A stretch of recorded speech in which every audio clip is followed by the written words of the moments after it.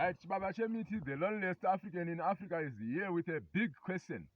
The question is to recruit a person or to install a system. You know, for most small businesses, startups, that's a very big question.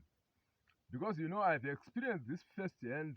I've recruited people with a great desire to create employment and help others improve their lives. But what I've gotten mostly in return are complaints upon complaints upon complaints upon complaints. And then in the end, the people leave. And they live very unhappily and consider me to be a very cruel person who was overworking them, underpaying them, and stuff like that.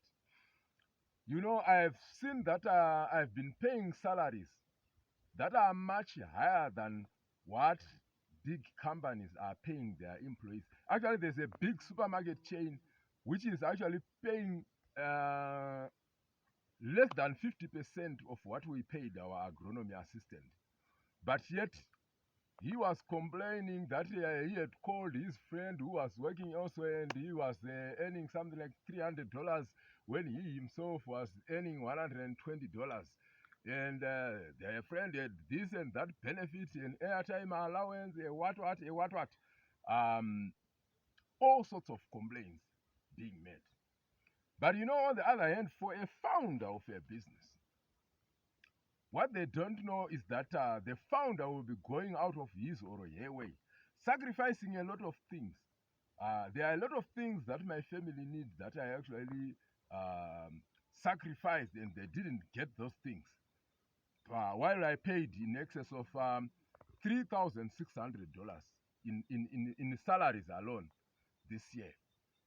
So I am thinking, when people leave, probably me and my family, we should work extra hard and do the work they were doing and save that money that we were supposed to pay them.